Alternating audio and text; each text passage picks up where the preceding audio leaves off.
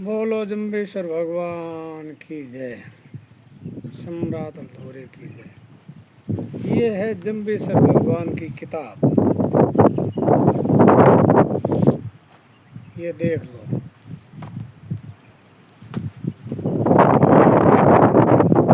मेरी लिखी हुई है, मेरी फिल्म की लिखी हुई है। इसमें 1040 है, जिसमें 120 शब्दों के अर्थ संवाद और 18 पुराणों के एक अध्याय का सार, साखी, भजन और आरती वारती और भी अंदर है। ये गुरु महाराज की दया से लिखी है। तो अब आप इसमें अच्छा ज्ञान सुनो कि जम्बेश्वर भगवान ने क्या बताया। जम्बेश्वर भगवान ने इस संसार के लोगों को, जिसमें ये जीव आत्मा विराजमान है, इस जीव आत्मा के कल्याण हेतु जम्बेश्वर भगवान ने 12 कोटि जीवों के लिए उद्धार के लिए शरीर धारण करके सम्राथल पर आए और उन्होंने जो ज्ञान दिया। अब पहले आप सुनो शरीर रचना, बन अपन क्या है, कहाँ से आए, किस लिए आए, क्या करना है। ये जब तक आपको ये समझ में नहीं आएगा तब तक आप ज्ञान को प्राप्त नहीं कर सकते, क्योंकि ये भौतिक संसार ये भी तो समझना होगा। अब शरीर की रचना हो, शरीर पंचभूत से बना है। अग्नि जो शरीर में गर्मी है वो सूर्य का भाग है। वायु जो प्राण अंदर आता है जाता, श्वास ऑक्सीजन, वो हवा का भाग है। जल जिसमें खून है, मांस के अंदर गीलापन है, ये सारा ही जल का भाग है। जल शरीर में 70% होता है। पृथ्वी हड्डी मांस ये सब पृथ्वी का भाग है। और आकाश इस शरीर के अंदर जो रिक्तियां हैं, जो अणु परमाणु के अंदर रिक्तियां होती है, और जैसे दवाई चढ़ाते हैं बाटला अंदर चला जाता है, इंजेक्शन लगता है, ये सारा जो बीच में जगह है, भोजन जाता है, आमाशय में जगह है, फेफड़ों में जगह हवा जाती है, आती जाती है, तो ये आकाश, इसको आकाश कहते हैं। ये तो इस ब्रह्मांड के अंदर ये पंचभूत है, अग्नि वायु जल पृथ्वी और आकाश। और इस शरीर के अंदर भी 5 भूत है। इसका मतलब ये ब्रह्मांड का छोटा सार रूप, ये मानव तन रतन अमोलक है। 84 लाख योनि है, 9 लाख है जड़ में, 11 लाख कीट पतंग, 10 लाख पक्षी, 30 लाख पशु, 20 लाख पेड़ पौधे और 4 लाख मानव तन। ये 84 लाख है। तो 84 लाख ही इसके अंदर आत्मा क्या है ये पहले समझ लो। आत्मा मूल स्वरूप है, जिसने ब्रह्मांड रचा, उसका अंश है। जैसे समुद्र के अंदर पानी है, उसमें H2O है और एक बूंद में भी H2O है। तो ये बूंद तो है आत्मा और समुद्र है शरीर। बूंद समुद्र समाना, ये वापस बूंद इस मानव तन में आकर के 84 में आकर के वापस समुद्र में जानी चाहती है, मूल आत्मा में समाना चाहती है। अगर मूल आत्मा में चली जाएगी तो कल्याण, नहीं तो भटक जाएगी 84। तो ये शरीर रचना है। 5 कर्मेंद्रियां, हाथ लेने देने का काम करती, 5 चलने का काम करती, मुंह भोजन करने का काम करती है, और भगवान का गुणगान करने का काम करती है, लिंग उपास संसार वृद्धि का काम करती है, और गंदी चीज़ें शरीर से बाहर निकाल का काम करती है। और गुदा ये हो गए 5। अब 5 ज्ञानेंद्रिय, आँख देखने का काम करती है, कान सुनने का काम करता है, नाक श्वास लेने का काम कर रहा है, रसना है जो चक्का खरा मीठा चखने का काम करता, त्वचा है तो ये समाचार देती है कि भाई फलानी चीज़ हाथ से टच है, गर्म है, फलानी है, वैसे है। ये भगवान ने बहुत अच्छी व्यवस्था दी है। देखो रसना, जहर लग जाए तो उल्टी हो जाती है। त्वचा, गर्म शरीर होता तो हाथ खींच लेते, अगर पता नहीं चलता, त्वचा नहीं होती, समाचार नहीं देती, नहीं तो हाथ जलते जलते कंधे तरह आ जाता तो पता ही नहीं था हाथ जल गया। तो भगवान ने कितनी अच्छी व्यवस्था दी है। तो ये शरीर है। और 4 अंतःकरण है, मन बुद्धि चित्त और अहंकार, ये हृदय कमल में है, ये अंतःकरण है। अब 10 12 4 अंदर, 14 5 तन मात्रा, रूप रस गंध शब्द और स्पर्श। रूप आंखों में, रस जीवों पर, गंध नाक में, शब्द आकाश में, स्पर्श चमड़ी में। ये पंच जो कर्मेंद्रिय है ना, ये कर्मेंद्रिय का ही ये गुण है। और 6 उर्मियाँ है, जन्म मरण सुधा तृष्णा हर्ष हो। 6 शास्त्र है, न्याय शास्त्र, योग शास्त्र, सांख्य शास्त्र, वैशेषिक शास्त्र, मीमांसा शास्त्र और वेदांत शास्त्र। 5 मुद्रा है, खेसरी भूसरी शास्त्री योगोश्री रुन्मनी। 10 प्राण है, 5 प्राण 5 उप प्राण। तो प्राण अपान उदान व्यान और समान। 5 उप प्राण है, नाग प्राण, कुरुम प्राण, देवदूत प्राण, करकल प्राण और धन्य प्राण। अब नाड़ी मूल कमल में 21,600 नाड़ियां हैं जो पूरे शरीर में फैलती है। और उसमें 10 प्रदान है, 10 कर्मेंद्रियों में, 5 कर्मेंद्रियों 5 ज्ञानेंद्रियों में रहती है। फिर 3 उसमें से प्रदान है, गंगा यमुना सरस्वती, ईड़ा पिंगला सुषुम्ना। ईड़ा बायां सुर यमुना, पिंगला दायां सुर गंगा, और दोनों बायां व दायां समान चलता है तब सुषुम्ना चलती है। सरस्वती रीढ़ खंभ के बाईं भाग में, ईड़ा चंद्र नाड़ी, शीतल रीढ़ खंभ के दाईं तरफ मूल द्वार से नाक के अगले सुर में आकर के रुकती है। पिंगला गंगा सूर्य गर्म नाड़ी और रीढ़ खंभ के बीचों बीच त्रिवेणी में आकर के रुकती है। सर्प आकार से चल करके आती है मूल द्वार से, उसको कहते हैं सुषुम्ना। सरस्वती ये तीनों नदियाँ त्रिवेणी में मिलती है जो महाप्रयागराज है। वहाँ जीव आत्मा जाने के लिए, जाने के बाद में वापस नहीं लौट आती। भगवान कृष्ण कहते हैं कि अर्जुन मेरा एक ऐसा धाम है जहाँ पर आत्मा जाने के बाद में वापस नहीं लौटती।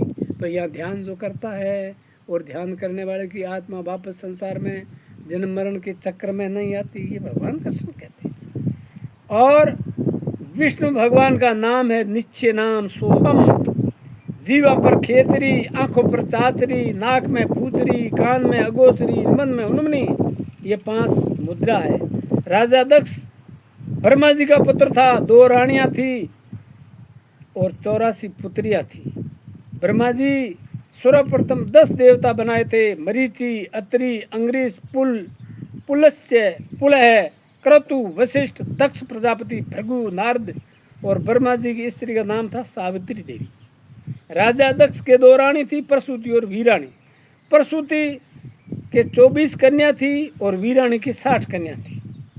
प्रसूति के पिता का नाम शंभु मनु था, माता का नाम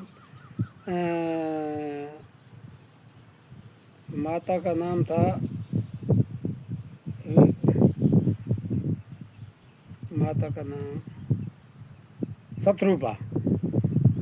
और वीराणी के पिता का नाम राजा वीरन था। राजा दक्ष के 2 पुत्र थे, वो ब्रह्मचारी होकर के चले गए, संसार से उसका कोई लेना देना, इसलिए वंशवृद्धि हुई नहीं। इनके 84 पुत्रियां थी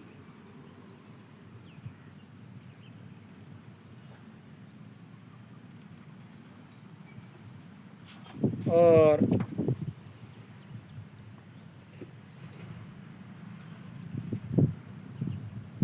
ब्रह्मा जी के द्वारा 14 मनु, मरीचि, अत्रि, अंग्रीष, पुलह, क्रतु, पुलस्त्य, वशिष्ठ, प्रियव्रत, ऋषभदेव, भरत, जड़ भरत, प्रहलाद, भगवान कपिल, ये 14 मनु बनाए थे ब्रह्मा जी के द्वारा। अब जम्बेश्वर भगवान की तरफ आओ। जम्बेश्वर भगवान ने पहला शब्द बोला कि जम्बेश्वर भगवान 7 वर्ष तक मौन रहे। तो उनके पिताजी ने एक पुरोहित को बुलाया, नागौर का था, खेमन राय, और उसने दीपक वीपक जलाए लेकिन कुछ कार्य नहीं किया, मेहनत फालतू गई। और बोला कि जब दीपक जल जाए तो मैं जम्बेश्वर भगवान को बुला सकता हूँ। सब थक हार गए, सारे गांव के बैठे थे। भगवान जम्बेश्वर ने एक कच्चे धागे लिया और उसके कच्चा घड़ा बांध करके कुएं में से पानी छींचा, छींच करके वो दीपक जला, दीपक के अंदर पानी भरा और ऐसे चुटकी बजाई, चुटकी यूं चुटकी बजाई, चुटकी बज गई जी, दीपक जल उठा। और गुरु महाराज ने दीपक जलते ही सर्वप्रथम ये पहला शब्द मुख से उच्चारण किया। वो बोले, ओम गुरुजी ने पुरोहित गुरु धर्म बखानी। ओम के अंदर 2 अक्षर है,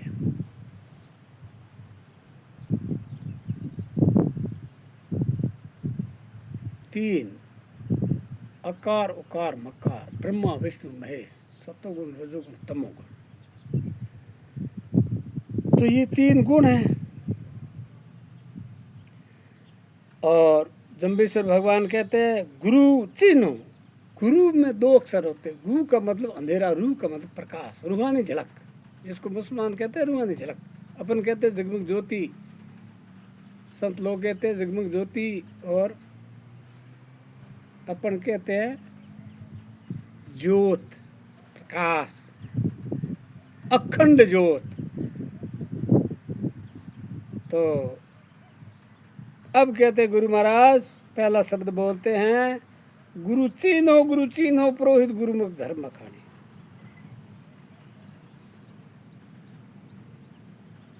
तो सर्वप्रथम ही गुरु ने ये बताया कि हे पुरोहित गुरु को पहचानो, पहचान करके गुरु को खोजो, खोज करके पहचानो, पहचान करके गुरु की शरण में जाओ। गुरु जो कहता है वो धर्म है, गुरु कहता है ऐसा मत करो वो अधर्म है। भगवान कृष्ण ने अर्जुन को कहा हे अर्जुन मैं कहता हूँ वो धर्म है और मैं कहता हूँ ऐसा मत करो वो अधर्म है। जिसकी प्रशंसा होती है वो धर्म है, और जिसकी कट्टी साइज होती है, जिसकी लोग है जो भर्त्सना करते हैं ये गलत काम है, वो अधर्म है। तो जब सर्वप्रथम सृष्टि रचयिता अनादि अनादि पुरुष जब ये ब्रह्मांड एक चमकता हुआ गोला था तथा भगवान के नाम से जो अपन लिखते हैं वो ही आदि परमेश्वर अपने मूल स्वरूप में यानी बिना शरीर का ज्योति स्वरूपी में उस ज्योति स्वरूपी के मन में इच्छा प्रकट हुई कि मैं अकेला क्या करूं, कुछ खेल खेलने की इच्छा हुई।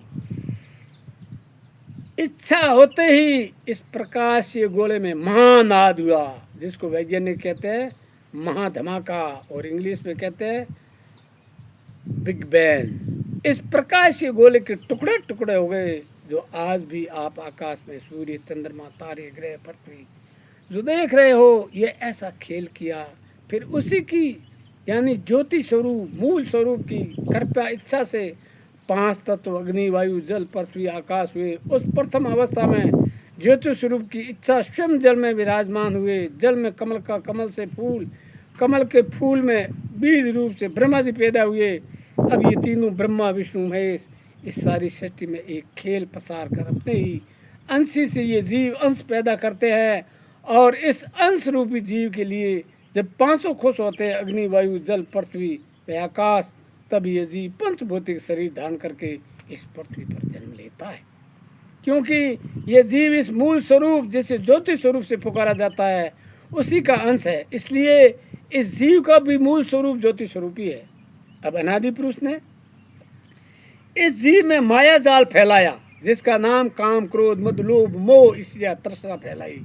ये मानवधारी जीव इसमें लिपायमान होकर इस संसार में जन्मता है और मरता है।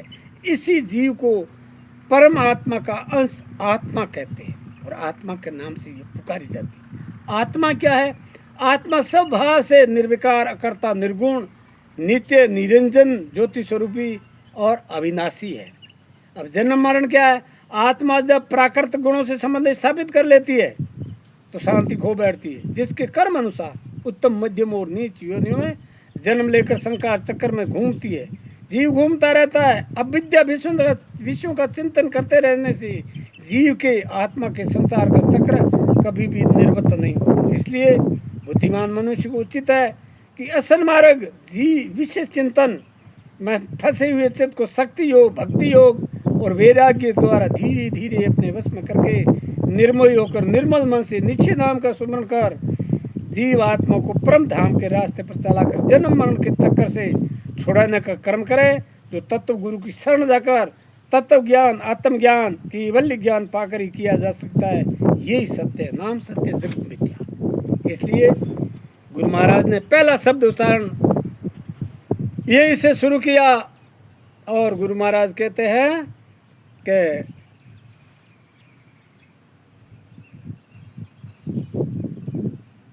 गुरु चिन्हो गुरुमुख धर्म बखानी, जो गुरु होगा सहजे सीले शब्दे नादे वेदे ती गुरु का आली कारण पहचान। अब गुरु महाराज कहते हैं नादे मतलब नाद सुनना, वेदे मतलब वेदों को जानने वाला, अलंकार मतलब अलंकार, पिसानी मतलब पहचान, ती मत उस सहजे सहज भाव, सीले सीलवान, पतिव्रता पत्नीव्रता, शब्दे शब्द का सुनना। गुरु महाराज स्वभाव वाला, सरल स्वभाव वाला, शीतल व्रतधारी यानी स्त्री के लिए पतिव्रता धारी और आदमी के लिए एक पत्नी व्रताधारी छोड़कर पराई स्त्री संबंध न बनाने वाला एवं शब्द इस शब्द का बोला है, जो शब्द जो रोम रोम में कण कण में श्वासों में गुंजायमान शब्द से है, यानी निश्चय नाम जो श्वासों में चलता है, उसे सोहम नाम के शब्द से मन में लगाया जाकर श्वासों श्वास उसी शब्द का चिंतन ही मूल मानव तन का लक्ष्य है। ऐसे शब्द को जानने वाले गुरु ने अपने को भी उस शब्द का अनुभव करवाया। इसी शब्द को सिखों के प्रथम बादशाह गुरु नानक जी ने भी फरमाया, शब्दी धरती शब्द का, शब्दी शब्द में भया प्रकाश, सारी सृष्टि शब्द के काजे, नानक शब्द घटा का साठ। जम्बेश्वर भगवान ने एक शब्द का शब्दे शब्द समाई, कंस से कंस लुकाई। तो धरती के अंदर शब्द गुंजायमान है, आकाश में शब्द हो रहा है, शब्द के होते ही शब्द में प्रकाश हो जाए, जो ज्योति स्वरूप का दर्शन हो जाए, सारी सृष्टि यानी ब्रह्मांड में शब्द गुंजायमान है। नानक जी कहते हैं वही शब्द तेरे हृदय में, शरीर में, सुख में गुंजायमान है। मन को तहाँ लगई, ये जानने वाली विशेषता वाले गुरु को ध्यान लेना। और जो चारों वेद, ऋग्वेद, सामवेद, अथर्ववेद, यजुर्वेद, चारों वेदों को जानने वाले ही गुरु लायक है। पुरोहित हे संसार के मानव तनधारी जीवों, इन्हीं अलंकारों से विभूषित गुरु की पहचान कर लेना। इनके विशेष गुणों के अलावा तो गुरु की कल्पना भी नहीं की जा सकती। और गुरु महाराज फरमाते हैं, सब दर्शन जी के रूपन था पण संसार बर्तन निज कर थरप्या, सो गुरु प्रत्यक्ष जानी। सब दर्शन यानी भारतीय ऋषियों मुनीषियों ने रचित 6 शास्त्र, न्याय शास्त्र, सांख्य शास्त्र, मीमांसा शास्त्र, वैशेषिक शास्त्र, योग शास्त्र, वेदांत शास्त्र। वेदों में 4 वेद है, जिनका नाम है ऋग्वेद, यजुर्वेद, अथर्ववेद, सामवेद। और 6 दर्शन जीव, ईश्वर और जगत के बारे में अति सूक्ष्मता से वर्णन करते हुए गुरु महाराज कहते हैं, इस संसार रूपी घट बर्तन की जिसे सदगुरु रूप परमात्मा ने अपने ही हाथों से बनाया, यानी निजकर थरप्या कर मन हाथ से है, उसी सदगुरु को हे पुरोहित तू यहाँ पर प्रत्यक्ष सम्राटन तौर पर तेरे सामने बैठा है, गुरु जम्बेश्वर भगवान को पहचान। इसलिए हर युग में मानव आगे भी आप इन गुणों से पहचाने जाओगे। उनकी शरणागत जाकर आत्मज्ञान प्राप्त करना ही, बिना गुरु की भवसागर पार की कल्पना भी मत करना। पुरोहित हे संसार के लोगों। और कहते हैं गुरु महाराज जी के खतर गोर निरोत्र वास्ता रैया धरुत दशमा। जिस परमात्मा स्वरूप गुरु के बारे में विचार करते करते अच्छी अच्छी विद्वानों की संगोष्ठियां भी चुप हो जाती है, यानी निरोत्तर वाचा उत्तर नहीं दे सकती, उसी सामर्थ्य अनुसार विचार कर लेने के बाद वेद की ध्वनि का अनुसरण करती हुई नेति नेति कहती हुई शांत हो जाती है, चुप हो जाती है, क्योंकि यह परमात्मा का नाम वाणी का विषय नहीं है। भगवान कृष्ण कहते हैं कि हे अर्जुन, मेरा नाम व्यक्त करने में नहीं आता, 52 अक्षर से बाहर है, लिखने में नहीं आता, अनुभव गम्य है। और अनुभव गम्य को वाणी से प्रकट नहीं किया जा सकता, क्योंकि ये परमात्मा रुद्र रूप से सर्वत्र समाया हुआ है। जिस प्रकार से शरीर में खून समान रूप से सब शरीर में मौजूद है, उसी प्रकार से वह चेतन ज्योति भी सर्वत्र समाई हुई है, समान रूप से समाई हुई है। और गुरु महाराज कहते हैं, गुरु आप संतोषी अवर आपो की तत्व रसवाणी। गुरु आप तो संतोषी है, यानी किसी से भी कुछ नहीं लेने की इच्छा प्रकट नहीं करते, क्योंकि वे तो संपूर्ण जीवों का पालन पोषण करने वाले हैं। गुरु दाता होते हैं, जीवों के पास है भी क्या, केवल अहंकार ही अपनी नीति संपत्ति है, उसे ही समर्पण कर सकते हो, यही सच्चा त्याग है। तथा सतगुरु की वाणी तत्व को बताने वाली महारसिल मीठी वाणी है, तत्व को बताने वाली होती है। गुरु श्रोता को अमृत पान कराते हुए अजर अमर कर देते हैं। आत्म तत्व को बताने में 4 पदार्थ आते हैं, नाम का स्मरण, ज्योति का दर्शन, नाम और नाद ध्वनि और ब्रह्म रंध्र से 2400 घंटे झरने वाले अमृत पान से। तंत्र महत्व तो आत्म तत्व ज्ञान है। और गुरु महाराज कहते हैं के अलिया बासन हो तो तासन तामा खीर दो। के यानी कुछ लोग अलिया कच्चे बासन मतलब बर्तन घड़े से है, यानी कुछ लोग कच्चे घड़े के समान होते हैं, उसमें दूध तथा पानी नहीं ठहर सकता। उसी प्रकार से जिस का अंतःकरण अभी मैला है, ऐसे मानव के ऊपर हृदय में ज्ञान की बातों का असर नहीं करती। इस प्रकार मटका अग्नि में पका करके तैयार हो जाता है तो उसमें दूध दुहा जा सकता है, पानी भी ठहर सकता है, यानी दूध या पानी ठहरने की उस बर्तन में योग्यता आ जाती है। ठीक उसी प्रकार से गुरु महाराज की अमृतवाणी रूपी अग्नि का सहयोग मूढ़ जनों के अंतःकरण से होगा, तब वे ही मलिनता को दूर करके ज्ञान रूपी अमृत को धारण कर सकेंगे। इसलिए कहा है कि श्रवण मनन निध्यासन करने से परमात्मा का दर्शन होता है। और गुरु महाराज कहते हैं रसवन गोरस घीन लयूं ता दूध अंदर पानी। दूध में से मक्खन घी रसवन निकाल लेने पर पीछे क्या रहता है? गोरस, सांस रह जाती है। न तो उसको आप दूध कह सकते हो और न ही पानी। ठीक इसी प्रकार से मानव के अंदर रसो वेसु वह रस में आत्म ज्योति है, किंतु उसका साक्षात्कार नहीं होता, दर्शन नहीं होता, तो मानव तन ही सांस की तरह ही रसहीन रह जाता है। न तो आप अपने मूल स्वरूप स्वभाव में स्थित ही कह सकते हैं, क्योंकि वह आनंद में रस से तो वह ओत प्रोत है, पर वह उसे प्राप्त नहीं है। मूल स्वरूप यानी ज्योति स्वरूप भी मानव के शरीर में है, पर उसके दर्शन न कर सकने के कारण मानव मिलकर रतन अमोलक भी वह गोरस सास समान ही है। ऐसे मानव जीवन मानव तन को गोरस ही कह सकते हैं, यानी जीवन थोता है, भगवान के नाम का अनुभव नहीं है। और जम्बेश्वर भगवान कहते हैं गुरु धैर्य ज्ञानी तोड़ मोहा अति खुरसानी सीजत लोहा। इसलिए हे पुरोहित, क्यों तू ज्ञानी गुरु का ध्यान कर, वह तेरे मोह का बंधन तोड़ देगा। मोह क्या? काम क्रोध मद लोभ मोह, इसलिए तृष्णा, इससे मोह करना ही मोह बंधन है। मोह करने से जीव का बंधन नहीं टूटेगा, उल्टा बंधन में आ जाएगा। इस प्रकार तुम्हारे जंग रूपी मोह का गुरु महाराज ही काट सकते हैं, जैसे लोहे के जंग को खुरसानी काट करके जंग रहित कर देती है। और गुरु महाराज फरमाते हैं पानी छल तेरी शाल पखाला, सतगुरु तोड़े मन का साल। हे मानव, ये तेरा पंचभौतिक शरीर चमड़े की बनी हुई पखाल की तरह है, क्योंकि चमड़े की पखाल में भी पानी ठहर सकता है। जो ऊंट की पीठ पर लाद करके ले जाते हैं तो वह छलकती है, छलकती। ठीक उस प्रकार से तुम्हारा शरीर भी पानी से भरा हुआ है। विज्ञान शरीर में भार का 70% पानी का भार बताते हैं, तो भगवान जम्बेश्वर ने भी यही बात बताई। पानी शरीर में छलकता है, यदि पखाल में छेद हो जाए तो पखाल पूरा पानी खाली हो जाता है। इसी प्रकार से अगर तुम्हारे शरीर में फूट जा गया तो पांचों तत्व सब के अपने अपने स्वरूप में मिल जाएंगे, यानी आत्मा शरीर को छोड़कर निकल जाएगी।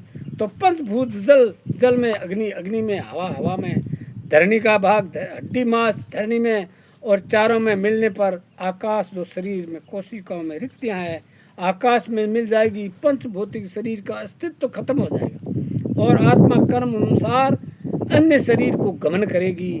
मानसिक दुख तो सतगुरु ही मिटा सकते हैं।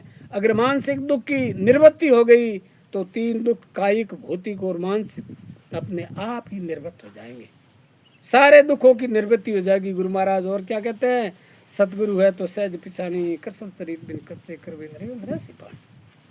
हे पुरोहित खेमन राय, तुम्हारे सामने बैठा हुआ बालक सतगुरु है तो इन गुणों के आधार पर सहज ही पहचान कर लेना। यहाँ पर सतगुरु होने का भगवान जम्बेश्वर संपूर्ण ग्राम पिंपलसरवासी एवं पुरोहित को बताते हैं, समझाते हैं कि हे देख, कृष्ण चरित के बिना कच्चे धागे से कुएं के अंदर से कच्चे मटके से पानी सींच करके घी की जगह दीप पे पानी भरकर हाथ की चुटकी के हाथ बिना अग्नि लगाए दीपक प्रज्वलित करना इसका प्रमाण है।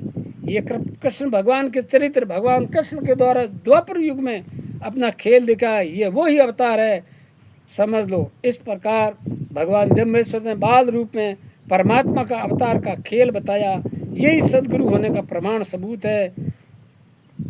और ऐसा गुरु महाराज ने सारे संसार के मानवों को पुरोहित के मार्फत संदेश दिया, समझाया कि इस प्रकार से करोगे तो कल्याण हो जाएगा, नहीं तो इस संसार के अंदर आवागमन नहीं मिटेगा। अतः शब्द नंबर 1 संपूर्ण, अगले दिन शब्द नंबर 2 का उच्चारण और शब्दार्थ और सरलार्थ किया जाएगा। बोलो जम्बेश्वर भगवान की।